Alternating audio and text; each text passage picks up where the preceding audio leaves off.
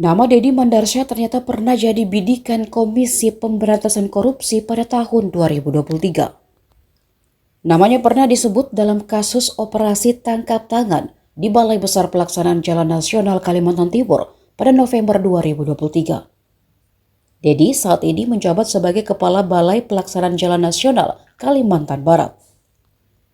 Direktur Pendaftaran dan Pemeriksaan LHKPN KPK Herda Helbijaya mengungkap, saat KPK menangani kasus OTT akhir tahun 2023, nama Deddy sudah disebut-sebut.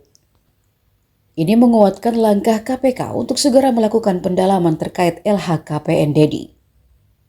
Deddy Mandarsha mendapat sorotan warganet usai anaknya, Lady Aurelia Pramesti, jadi pemicu pemukulan mahasiswa Koas Universitas Sriwijaya, M. Lutfi.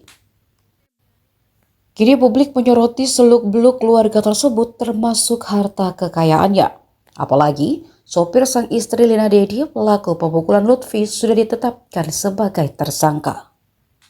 Download Tribun X sekarang, menghadirkan lokal menjadi Indonesia.